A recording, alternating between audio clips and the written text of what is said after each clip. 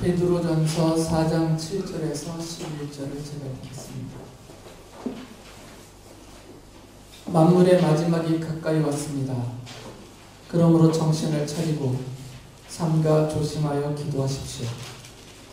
무엇보다도 먼저 서로 뜨겁게 사랑하십시오. 사랑은 허다한 죄를 덮어줍니다. 불평 없이 서로 따뜻하게 대접하십시오. 각 사람은 은사를 받은 대로 하나님이 여러 가지 은혜를 맡은 선한 관리인으로서 서로 봉사하십시오. 말을 하는 사람은 하나님의 말씀을 전파하는 사람답게 하고, 봉사하는 사람은 하나님께서 주신 힘으로 봉사하는 사람답게 하십시오. 그리하면 하나님이 모든 일에 예수 그리스도로 말미암아 영광을 받으실 것입니다. 영광과 권세가 영원무궁하도록 그에게 있습니다. 아멘. 예수님께서는 인자가 다시 오실, 예수님께서 죽으셨다가 부활하시고 하늘에 오르셨다가 다시 오실 그 마지막 날이 가까이 왔다라고 제자들에게 말씀하실 때, 하지만 그 날과 그 때는 아무도 모르기 때문에 너희들은 깨어서 조심하고 깨어 있어야 한다라고 말씀하셨어요. 마가복음서 13장 32절부터 33절에 그것이 기록되어 있습니다. 이렇게 말씀하셨죠. 그러나 그 날과 그 때는 아무도 모른다. 하늘의 천사들도 모르고 아들도 모르고 오직 아버지만 아신다. 조심하고 깨어 있어라. 그때가 언제인지를 너희가 모르기 때문이다. 예측할 수 없는, 그러나 그것이 아주 멀리 있는 것이 아니라 주님의 말씀은 가까이에 있기 때문에 늘 조심하고 깨어 있어야 된다는 것이죠. 이 깨어 있으라는 말은 잠자지 말고 일어나 있으라는 말이 아니라는 것은 다 아시죠. 이거는 우리가 늘 생각하고 기억하고 그 날이 가까이 왔다라는 것을 알아서 그날 내가 주님 앞에 또 그리스도의 심판대 앞에 어떤 모습으로 어떤 사람으로 서게 될 것인지를 늘 생각하면서 생각이 계속 깨어 있어야 된다, 그런 말씀이에요. 베드로가 주님의 말씀을 그대로 받고 따라서 성도들에게 만물의 마지막이 가까이 왔기 때문에 정신을 차리고 삼가 조심하여서 기도하며 살아야 된다라고 얘기를 하고 있어요. 베드로전서 4장 7절에서 이렇게 말하죠. 만물의 마지막이 가까이 왔습니다. 그러므로 정신을 차리고 삼가 조심하여 기도하십시오 라고 말을 해요. 지난주 이 부분에 대해서는 제가 말씀을 많이 드렸습니다. 조금 더 보충을 하면 왜 베드로 사도가 성도들이 기도하면서 정신을 차리고 조심하여 깨어 있어야만 하는지 이유를 조금 더 보충해서 설명을 해줬어요. 베드로전서 5장 8절에 보면 이렇게 말을 합니다. 정신을 차리고 깨어 있으십시오. 여러분의 원수 악마가 우는 사자같이 삼킬 자를 찾아 두루 다닙니다.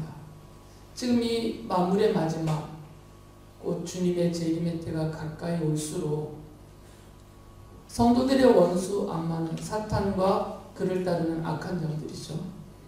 이 사탄의 세력들이 성도들을 넘어뜨리려고 계속해서 찾아다니고 공격하고 있기 때문에 조심해야 된다, 깨어 있어야 된다라고 말을 한 거죠.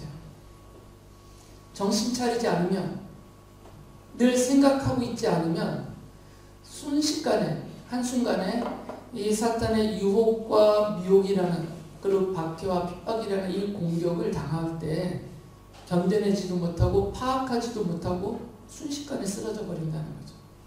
예를 들면 어떤 형태의 고난이든 또 어떠한 관계 속에서 생기는 다툼이든 간에 그 결과를 보시면 알아요. 그 결과가 나의 신앙을 무너지게 한다면, 내 육체가 다치는 것 말고요, 나의 믿음과 나의 신앙이 무너지게 만들고 있다면, 더 약하게 만들고 무너지게 만들고 있다면, 이것은 그 결과를 놓고 보면 사탄의 공격이에요.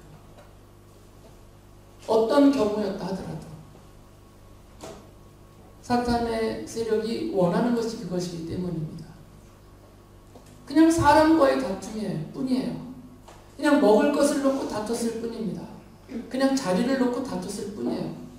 그런데 그 일의 마지막 결과를 놓고 봤더니 내 믿음이 완전히 떨어져 버렸다든지 내가 낙심하였다든지 그래서 주님 찾는 일을 포기하게 만든다든지 이런 신앙에 타격을 입히게 됐다면 그 과정과 진행이 어떻게 됐든 간에 결과만 놓고 본다면 그건 사탄의 세력이 성공한 것이죠. 지금 이때가 그러한 때라는 것입니다. 그러니까 정신을 차리지 않으면 늘 생각하고 있지 않으면 내 신앙이 한순간에 공격당하여 무너질 수가 있다는 겁니다. 지금 이 세대가 그런 세대라는 거죠. 어떤 경우는 아주 매력적인 것들로 달콤하고 매우 되게 이렇게 끌려가게 되는 것들로 나를 무너뜨릴 수도 있고요. 또는 내가 두려움과 공포심에 굴복할 수밖에 없는 아주 강한 폭력에 의해서 나를 공격할 수도 있고요. 그리고 앞서 말씀드렸듯이 내가 좋아하는 것, 내가 욕심내는 것, 내가 원하는 것을 그것을 놓고 다투게 만들어서 나를 무너지게 할 수도 있다는 것이죠. 그러니까 이런 정신을 차리고 있지 않은 걸 분별하기가 어렵습니다. 그냥 내가 사람하고 싸우는 줄 알아요. 그냥 먹을 거 놓고 싸우는 줄 알아요. 정신을 차리지 못하면 분별이 안 되니까 그냥 내가 하고 싶었던 것이 막 되네? 하고 막 끌려가게 된다는 것이죠. 와 이게 웬 떡이냐 하면서 막 먹게 돼요. 근데 그 결과로 내가 무너질 수 있다는 것이죠. 사탄의 공격이 이렇게 다양하기 때문입니다. 그래서 성도가 정신을 차리고 육신으로 살아갈 남은 때를 이 인간의 욕망을 따라 살지 말고 그래서 악마의 유혹에 넘어가지 않도록 성도답지 못한 삶에 빠지지 않도록 늘 정신 차리고 삼가 조심하여 기도하면서 깨어 있어야 된다고 말을 한 거죠. 그리고 이어서 이렇게 또 설명을 해줍니다. 베드로전서 1장 13절을 보면 그러므로 여러분은 마음을 단단히 먹고 정신을 차려서 예수 그리스도께서 나타나실 때 여러분이 받을 은혜를 끝까지 바라고 있으십시오. 주님이 재림하시는 날 또는 그 우주적인 종말이 아니라 내가 개인적인 죽음을 맞이해서 내 개인적인 종말을 당할 때 그때는 우리가 그리스도의 심판대 앞에 하나님 나라의 그 앞에 서게 될 터이고 그 나라에 들어갈 것인데 그때 받을 은혜들이 있다는 거죠. 이것을 정신을 차려 생각하고 있지 않으면 금방 무너진다 그 말이에요. 인간의 욕망 따라 살 수밖에 없게 된다는 거죠. 이것을 성도들은 그리고 사도들은 소망이라는 단어로 설명을 했어요. 하나님께 소망을 두고 그리스도의 그 나라에 대해서 소망을 두고 사는 사람과 하나님과 하나님의 나라에 소망을 두지 않고 사는 사람과의 차이를 성경은 설명해 줍니다.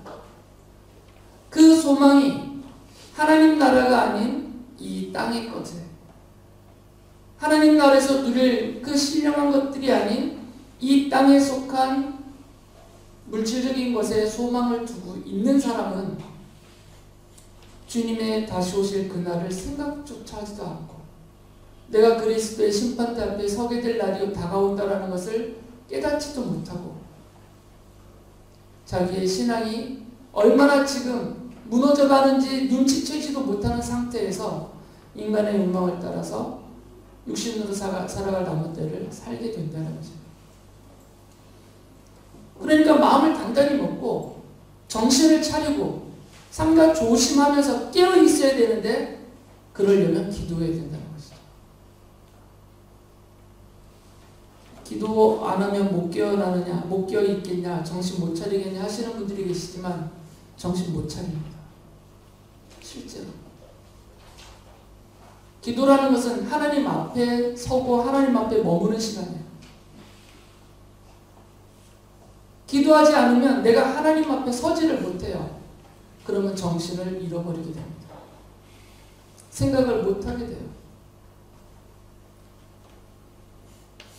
제 신앙생활 40년의 경험을 갖고 제가 단언하며 말씀드리는 겁니다. 저 역시도 기도하지 않을 때에는 정신을 잃습니다. 주님의 나라에 대한 소망이 사라져버려요. 그러면 그때는 인간의 욕망을 따라 살게 됩니다. 저절로. 내가 그렇게 살고 싶어서가 아니라 저절로 그렇게 살게 돼요. 왜 그러냐면 이 사탄의 유혹과 미혹이라는 공격을 분별을 못하니까 어느 순간 제 신앙이 흐물흐물해지고 주저앉게 되는 모습을 보게 되는 것이죠. 베드로 사도뿐만 아니라 성경을 기록한 모든 성도들, 모든 기록자들, 모든 주의 종들은 다 기도를 강조합니다. 구약성이건 신약성경이건 똑같습니다. 왜 그러냐면 기도할 때 정신이 차려지고 깨어 있을 수 있기 때문이에요. 근데 기도하지 않으면 깨어 있을 수가 없습니다. 정신이 차려지지 않아요. 분별이 안 됩니다. 그러면 내가 정말 성도로서 말하고 있는지, 내가 성도로서 살고 있는지 생각이 안 나요. 그냥 생각이 안 납니다. 그냥 나로 살 뿐이에요. 그게 못돼 먹었다는 말이 아니라 그냥 나로 사는 것이에요. 성도로서가 아니에요. 성도는 주님이 재림하시는 우주적인 종말이 언제인지는 잘 모릅니다. 저도 몰라요. 하지만 자신이 죽는 개인적인 종말은, 그래서 그리스도의 심판대 앞에 서게 되는 날은 대략 짐작은 돼요. 제가 무병장수해봤자 100년을 더 살겠습니까? 지금 벌써 64인데 대략 짐작이 되잖아요. 아무리 길어도 얼마큼밖에 안 남았겠다. 병 걸리지 않고 사고 당하지 않고 뭐 급격하게 약해지지만 않으면 제가 더 살 날이 딱 나오잖아요. 민영이라고 자기가 앞으로 살아갈 남을 날을 계산 못하겠어요? 너 몇 살이면 남은 것 같아? 몇 년이나 더 살 것 같아? 100년은 더 살 것 같아? 그래, 100년 중에 100년을 살아봐. 그래봤자 100년이에요. 지금 19이니까 그래봤자 100년이라고. 아무리 더 살아도 길게 잡아도 다 짐작이 돼요. 결국은 그날이 내게 다가오죠. 살아온 날수가 많을수록 내 개인적인 종말을 맞이하게 될 날수는 점점 줄어드니까 가까울 수밖에 없잖아요. 그러면 정신을 차려야 된다는 거죠. 늘 생각하고 깨어 있어야 돼요. 내가 주님 앞에 서는 날이 가까이 오고 있다. 우리 주변의 뉴스에서 안타까운 일들이 너무너무 많이 벌어지잖아요. 그분들의 그 마지막 개인적인 종말이 바로 오늘이었을지 그분들이 어떻게 알았겠냐고요. 한순간에 다가와서 개인적인 종말을 맞는 분들이 너무나 많습니다. 그리고 심한 질병 가운데서는 사망 선고를 받은 분들은 자기가 살 날을 이미 알고 있어요. 얼마큼 남았는지. 정신을 차려야 됩니다. 깨어 있어야 돼요. 늘 생각하고 살아야 돼요. 만물의 마지막 날이 가까이 있다. 주님이 곧 오실 것이다. 그렇지 않다 하더라도 내 개인의 종말 멀지 않다. 정말 가깝다라는 것을 늘 생각하고 살아야 성도답게 살 수 있다는 겁니다. 하늘의 소망을 갖고 살 수가 있고요. 주님을 바라보며 살아갈 수가 있습니다. 그러려면 기도해야 됩니다. 그래서 베드로 사도가 기도하라는 것입니다. 기도하면서 우리는 생각하고, 기도하면서 깨어있고, 기도하면서 성도답게 주님 앞에 서게 될 그날이 가깝다는 것을 알고 살아갈 수가 있습니다. 안 그러면 무너집니다. 흐물흐물해집니다. 교회를 수십 년 다녔는데 여전히 말랑한 거예요. 흐물흐물해요. 기도를 안 하기 때문에. 물론 기도가 모든 것의 열쇠다라는 말씀은 아니지만 그만큼 중요하다는 것이고, 그래서 사도들이 이렇게나 강조하고 있는 것입니다. 만물의 마지막이 가깝다라는 것을 아는 성도일수록 기도합니다. 기도하지 않고 있다면 그것을 생각하지 않고 있다는 거죠. 그러면 육신으로 살아갈 그 남은 때가 얼마일지 모르겠지만 인간의 욕망을 따라 살 가능성이 훨씬 많아집니다. 그리고 성도다움을 잃어버리게 될 것이에요. 베드로 사도가 또 하나 강조하는 것이 있습니다. 만물의 마지막이 가까이 왔기 때문에 성도는 개인적으로는 기도하면서 깨어 있어야 될 것이고, 이것은 개인적인 부분을 말한 겁니다. 그리고 이제 내가 속한 그 자리, 그 사회 공동체 안에서 성도로서 내가 어떻게 살아야 되느냐, 특히 교회 공동체 안에서 내가 어떻게 해야 되느냐, 사랑하는 나의 가족 공동체 안에서 어떻게 되느냐, 이 부분을 알려줘요. 베드로전서 4장 8절에서 이렇게 말합니다. 무엇보다도 먼저 서로 뜨겁게 사랑하십시오. 사랑은 허다한 죄를 덮어줍니다. 무엇보다도 먼저라고 수식하면서 무엇보다도 먼저입니다. 만물의 마지막이 가까이 왔다. 또는 내 개인적인 종말이 가까이 와서 내가 주님 앞에 설 날이 내 코앞에 있다라는 것을 기도하며 깨어있는 성도들은 무엇보다도 먼저 서로 뜨겁게 사랑하며 살 수 있다는 거죠.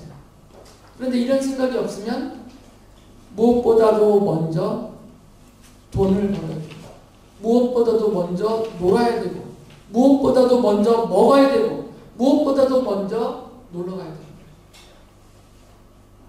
주님 오실 날이 아직 멀었으니까. 내가 죽을 날이 아직도 멀었으니까.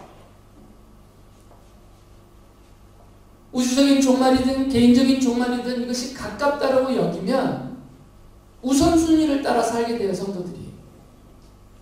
아니, 가까이니까, 바로 코앞이니까. 그러면 하나만한 일을 먼저 하겠어요? 그 아까운 시간에? 그러면 우선순위를 정하고 우선순위에 따라서 자기 힘을 쏟고 살게 되죠. 그러면 성도라면 만물의 마지막이 가까이 왔기 때문에, 또는 내 개인적인 종말이 가까이 왔기 때문에 무엇보다도 먼저 어떻게 해야 될 건지를 생각해야 된다는 것이죠. 베드로 사도는 성도라면 무엇보다도 먼저 서로 뜨겁게 사랑해야 된다는 거죠. 종말이 가까우니까, 주님 앞에 설 날이 가까우니까 무엇보다도 서로 뜨겁게 사랑하라는 거죠. 그래서 성도가 속하여 있는 가정이든 교회이든 사회 어느 무리와 집단이든 간에 그 자리에서 서로 뜨겁게 사랑해야 된다는 것입니다. 만물의 마지막에 가까웠으니까 뜨겁게 사랑하라, 그 말이에요. 무엇보다도 먼저가 중요합니다. 무엇보다도 먼저 헛된 일을 하면 안 되고요. 어리석은 일을 하면 안 됩니다. 가장 소중한 것은 사랑하는 겁니다. 이것이 주님이 제자들에게 주신 계명이기 때문에 주님은 구약의 율법들을 설명해 주시면서 그 구약의 모든 십계명을 비롯한 모든 율법의 핵심, 그 엑기스는 사랑이라고 알려주셨어요. 하나님을 사랑하고 내 이웃을 내 몸같이 사랑하라. 이게 다라라고 말씀해 주셨어요. 나머지는 그것이 확장된 거죠. 확장과 적용입니다. 나머지 율법들은. 그러면 모든 계명, 모든 율법의 가장 핵심이고 그 모든 십계명을 비롯한 율법을 꽉 짜면 똑 떨어지는 게 사랑이라면 무엇보다도 먼저 사랑해야 된다는 것이죠. 그것도 뜨겁게. 그러니까 성도가 해야 될 일은 사랑하는 일이에요. 전도도 사랑하기 때문에 하는 것이고, 봉사도 사랑하기 때문에 하는 것이고, 찬양도 사랑하기 때문에 이렇게 하는 거죠. 사랑하기 때문에 다 하는 겁니다, 성도라는 사람들은. 그러니까 내가 밥을 퍼도 사랑하기 때문에 퍼는 것이고, 청소를 해도 사랑하기 때문에 하는 것이고, 누구를 위로해도 사랑하기 때문에 하는 것이고, 교회 떨어진 쓰레기 하나, 종이 하나 짚는 것도 사랑하기 때문에 하는 것이고, 하찮게 여겨지는 모든 것도 만물의 마지막에 가까이 왔다라는 것을 알고 있는 사람들은, 늘 기도하면서 깨어있는 성도들은 사랑하기 때문에 그 사소한 일을 하나도 하는 거죠. 거꾸로 말하면 만물의 마지막이 가깝다는 것을 알지 못합니다. 내 개인적인 종말이 가까워서 내가 주님 앞에 서게 되는 날이 가깝다는 것을 기억하지 못하고 생각하지 못하고 깨어있지 않으면 무엇보다도 먼저 서로 뜨겁게 사랑하는 이런 삶을 못한다는 것이에요. 왜 그러냐면 아직 시간이 많으니까. 아직 여유가 있다는 거죠. 여유를 너무 많이 두는 거죠. 너무 많이. 그러니까 지금 안 해도 돼요. 내가 오늘 이 사람 용서 안 해도 돼요. 내가 감정이 좀 풀리면 그때 용서해도 충분해요. 시간이 아직 많으니까. 내가 지금 이 사람 도와주지 않아도 돼요. 내가 좀 여력이 생기면 도와줘도 돼. 아직 시간이 많으니까. 넉넉해 아직. 이런 생각을 갖고 있으면 지금 당장 못해요. 무엇보다도 먼저 서로 뜨겁게 사랑을 할 수가 없습니다. 베드로 사도가 이 이야기를 왜 하겠어요? 우주적인 종말이든 개인적인 종말이든 정말 가깝기 때문에요. 그러면 우리가 육신으로 살아갈 남은 때를 인간의 욕망을 따라 살지 말고 무엇보다도 먼저 서로 뜨겁게 사랑하는 것이 성도로서 마땅하다 그 얘기예요. 예수 그리스도의 십자가 복음으로 구원 얻은 그 은혜로 구원 얻은 성도들로서 마땅한 일이다. 너무나 당연한 일이고 이렇게 해야만 된다라고 생각하기 때문에 그러면서 구체적으로 이야기를 해줍니다. 그럼 서로 뜨겁게 사랑하는 게 뭐냐? 크게 세 가지를 말해줘요. 좀 전에 읽었던 말씀입니다. 허다한 죄를 덮어주는 것이 서로 뜨겁게 사랑하는 것이다라는 거예요. 죄를 덮어준다라는 것이 숨기고 가리고 못 번지 한다는 게 아니라 용서한다는 것입니다. 용서 없는 사랑은 없어요. 거짓말이에요. 사랑하면 반드시 용서가 따라 나옵니다. 물론 정도의 차이는 있을 수 있지만 내가 사랑하는 만큼 그를 용서할 수 있어요. 용서가 없다는 얘기는 사랑이 없다는 얘기와 같습니다. 사랑이 없으니까 용서를 못하는 것이에요. 그 사람이 사랑 안 하기 때문에 용서를 못하는 겁니다. 근데 내가 이 사람을 사랑하면 내가 힘들어도 내가 아파도 내가 손해가 많더라도 용서가 돼요. 사랑하기 때문에. 무엇보다도 먼저 서로 뜨겁게 사랑하는 것은 서로 용서함으로 드러나요. 서로 뜨겁게 사랑하시려면 용서를 하시면 돼요.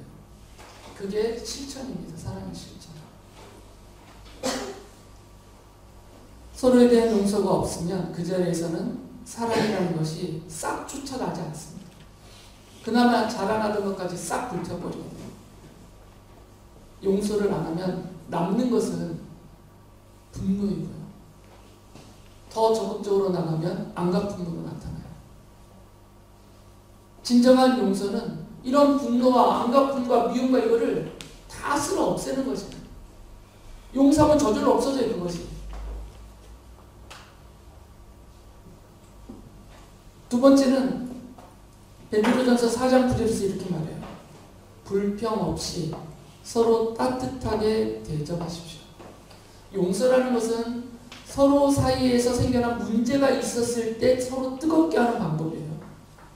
그러나 문제가 없는 사이좋게 지내는 사람들도 있었고 또는 그냥 특별한 문제는 없지만 조금 거리감이 있는 그런 분들이 주변에 많이 있잖아요. 그런 관계에 있을 때 어떻게 무엇보다도 서로 뜨겁게 사랑하는 것인가 그걸 말해주는 겁니다. 불평 없이 서로 따뜻하게 대접하십시오. 따뜻하게 대하라는 것이 서로를 다정하게 따뜻하게. 이게 사랑이에요. 사랑에는 온도가 정말 있습니다. 누군가로부터 내가 사랑을 받으면 따뜻해지잖아요. 정서적으로, 감정적으로. 심지어는 그것이 내 육체에도 영향을 미쳐서 내 육체까지도 따뜻함을 느끼게 돼요. 서로 사랑하면 따뜻해집니다. 그런데 그 앞에 설명이 있어요. 불평 없이. 따뜻하게 대접은 해주는데 자꾸 불평이 나와요. 사랑하지 않기 때문에. 왜 그러냐면 나는 이렇게 따뜻하게 서로를 대하고 대접을 하려고 하는데 쟤는 이렇게 되거든요. 그런 불평이 생겨요. 오는 게 없으니까. 내가 100을 대접했는데 따뜻하게 내게 돌아오는 게 없으면, 뭐 반의 반도 없다면 그 모자라는 만큼, 내가 생각하는 모자라는 만큼 자꾸 불평이 생기거든요. 이건 사랑이 아니라는 거죠. 진정한 사랑은 십자가의 사랑입니다. 주님이 우리를 대신해서 십자가에서 죽어주시면서 그 생명을 내어주시는 사랑을 베푸셨을 때, 내가 너희들을 위해서 이렇게 내 생명 내어주고 죽는다, 내가 너희들을 죽을 만큼 사랑한다라고 하셨을 때, 그러니 너희도 얼만큼은 해야 되지 않겠냐, 이렇게 안 하셨어요. 그러니까 이 불평 없이 서로 따뜻하게 대접하는 이 사랑의 섬김은 십자가의 사랑밖에 없어요. 그러니까 십자가의 사랑이 실천될 때 아무 대가를 기대하지 않고 되받으려는 계산이 없이 주님이 우리를 위해서 십자가에서 내주신 그 사랑을 실천할 때만 불평이 없이 서로 따뜻하게 대접할 수가 있어요. 나는 맨날 너 밥 사주는데 너는 나 밥 한 번 안 사주냐, 이렇게 된다는 거예요. 막 저절로 계산이 돼요. 계산이. 벌써 계산이 되는 순간 무엇보다도 먼저 서로 뜨겁게 사랑하라가 실천이 안 됩니다. 그러니까 계산되지 않으면 돼요. 계산이 되는 순간 힘들어져요. 계산이 되지 않는 사랑을 해야 된다는 거죠. 그게 불평 없이요. 불평은 계산에서 나오는 거니까. 불평 없이 서로 따뜻하게 대접해야 됩니다. 그러니까 상대방이 나 때문에 따뜻함을 느끼면 돼요. 내 말 때문에 따뜻함을 느끼고, 내 손길로 따뜻함을 느끼고, 나의 품으로 따뜻함을 느끼면 돼요. 제 아내는 날이 추우면 맨날 팔과 다리와 모든 것을 자꾸 제 몸에다 쑤셔놔요. 제 몸이 뜨거우니까. 제 다리 밑에, 등장 밑에, 팔 밑에 막 계속 자기는 몸이 차가우니까.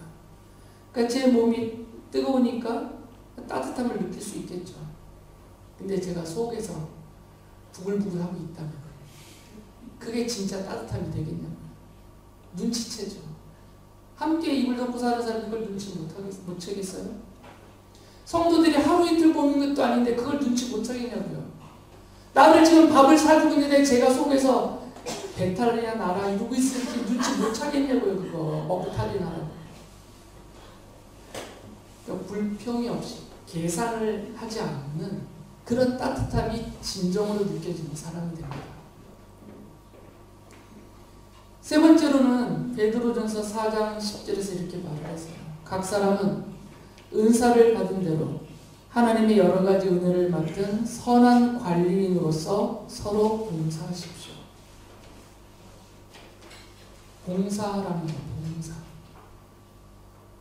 봉사는 그냥 내가 하고 싶으면 하고 하기 싫으면 안 하고 이렇게 하라는 게 아니고, 선한 관리인으로서 하나님께로부터 받은 그 은혜를 내가 지금 관리하는 관리인이라는 얘기예요. 주님이 십자가를 통해서 은혜를 베푸셨잖아요. 우리를 선택하시고 창조하시고 지금까지 보살피시고 돌보시는 그 은혜를 우리는 매일매일 누리고 살고 있잖아요. 이게 너 잔뜩 먹고 행복하게 살아라 이것이 아니고, 우리에게 주신 은혜는 우리가 그 은혜를 관리하라고 주신 영감도 많다라는 거죠. 나 개인으로도 그 은혜를 받아서 누릴 뿐만 아니라 그것에 넘치도록 은혜를 주시고 계시니까, 그럼 주님께로부터 받은 그 은혜를 잘 관리를 하라는 것이에요. 근데 이 관리를 어떻게 하냐면 서로를 향해서 봉사하도록 관리하라는 것이에요. 나만 쓸 거야, 나만 먹을 거야, 나만 은혜를 누릴 거야 해서 차곡차곡 내 창고 안에 가둬두지 말고, 우리는 이미 충분히 우리가 받을 은혜를 누릴 은혜를 충분히 받았으니까 이것보다도 넘치도록 더 주고 계시는 이유는 그것을 잘 관리해서 서로를 봉사하는 것이죠. 서로에게. 실제로 우리가 살펴보면 남는 것들이 꼭 있어요. 그리고 이 남는 것들은 다 하나님께로부터 은혜로 받은 것들이에요. 그럼 왜 남겨주는 남겨주셨겠냐고요. 이것으로 서로를 섬기라고 남겨주셨다는 얘기. 그러니까 서로에게 봉사라는 것이죠. 이게 사랑의 실천입니다. 내가 저 사람을 섬기는 봉사자라는 생각을 안 가져요. 그럼 사랑을 못해요. 나는 저 사람을 섬기는 봉사는, 저분을 섬기는 봉사자로 주님이 나에게 은혜를 채워주셨다는 것을 알면 아깝지 않고 기꺼이 섬기게 됩니다. 그 섬기는 방법을 조금 더 설명해 주셨어요. 베드로전서 4장 11절 보면 말을 하는 사람은 하나님의 말씀을 전파하는 사람답게 하고 봉사하는 사람은 하나님께서 주시는 힘으로 봉사하는 사람답게 하십시오.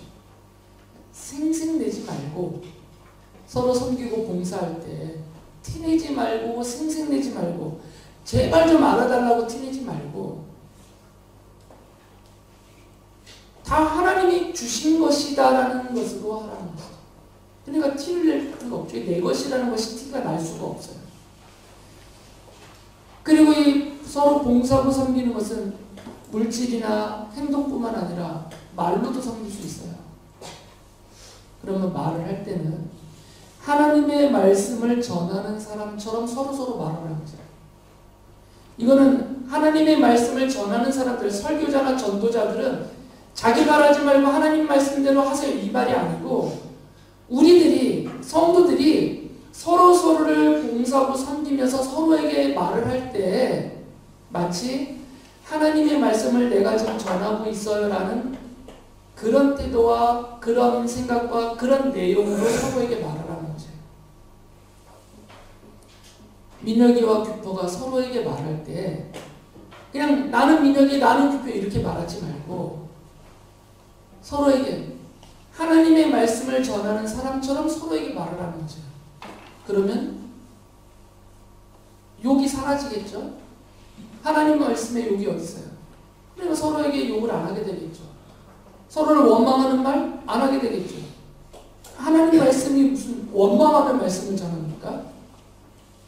하나님의 말씀을 전할 때에는 하나님의 뜻과 하나님의 행하심과 하나님의 사랑과 하나님의 마음과 그 하나님의 넘치는 은총과 은혜를 전하는 게 하나님의 말씀을 전하는 것이니까 서로에게 말할 때 그렇게 말을 하는 거죠. 하나님의 은혜를 전하고 하나님의 사랑을 전하고 그게 우리의 말 속에 담겨 있어야 된다는 것이죠. 이렇게 봉사하는 겁니다. 말로도 그렇게 봉사하고 내가 어떤 힘으로 이 힘 안에는 육체적인 힘뿐만 아니라 물질적인 것, 내 기능, 재능적인 것 이런 모든 것이 다 포함되어 있어요. 그것으로 돕고 섬길 때 이거 내 거야 알아줘 하는 이런 티내지 말고 이건 다 하나님께서 주신 힘으로 하는 것이다 라고 겸손하게 자기는 낮추고 하나님의 은혜와 하나님의 영광이 드러난다는 것이죠. 그렇게 해야 주님이 영광을 받으신다. 주님이 기뻐하신다고 베드로 사도가 말합니다. 베드로전서 4장 11절 뒤에 보면 이렇게 말해요. 그리하면 하나님이 모든 일에 예수 그리스도로 말미암아 영광을 받으실 것입니다. 영광과 권세가 영원 무궁하도록 그에게 있습니다. 아멘. 성도가 하는 말로 하나님이 영광을 받으시고 성도가 베푸는 봉사와 섬김으로 하나님의 영광을 받으시고 무엇보다도 먼저 뜨겁게 서로 사랑하는 그 사랑함으로 하나님이 영광을 받으신다는 것입니다. 그런데 이 모든 것은 만물의 마지막 날이 가깝다라는 것을 생각할 때 늘 그 생각을 가지고 살 때 그래서 기도하면서 늘 깨어있을 때 이것이 실현 가능한 일이에요. 안 그러면 여러분이 아마 그렇게 하지 않으면 오늘 예배 마치고 집에 돌아가면서 이 내용 싹 잊어버릴 수도 있어요. 그냥 평소처럼 내가 육신으로 살아갈 나의 남은 때를 무엇보다도 더 중요한 일에 힘쓰지 않게 될 수 있고 더 심하면 인간의 욕망을 채우는 일에 그 모든 힘을 쏟으며 살게 될 수도 있습니다. 성도는 주님이 다시 오시는 만물의 마지막 날이 가깝다는 것을 믿어야 돼요. 그리고 늘 생각하고 그것을 바라보며 살아야 됩니다. 성도는 그 믿음의 확신을 가지고 육신으로 살아갈 남은 때를 정신을 차리고 조심하여 기도하며 살아야 합니다. 기도하며 살아야 돼요. 정말 기도하며 살아야 됩니다. 안 그러면 이렇게 살기가 어려워요.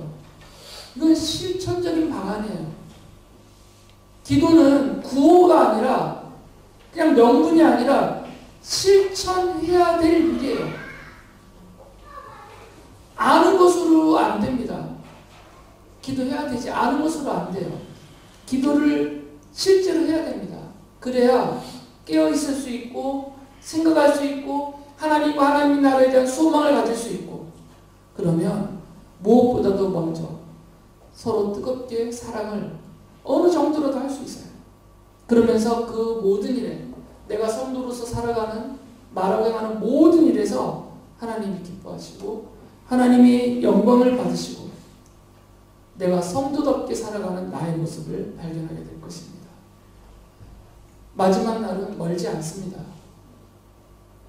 주님이 다시 오실 날이 얼마 남지 않았을 수도 있어요. 실제로 우리가 살아있을 때 오실 수도 있습니다. 그렇지 않다더라도 내가 육신으로 죽는 개인적인 종말도 멀지 않습니다. 정말 가깝습니다. 한순간에 맞게 될 수도 있어요. 늘 이 마지막 날이 가깝다는 것을 기억하시고 무엇보다도 기도하시면서 늘 깨어 생각하면서 서로 뜨겁게 사랑하고 하나님의 기쁨과 그 영광을 바라보면서 살아가는 여러분들 되시기 바랍니다.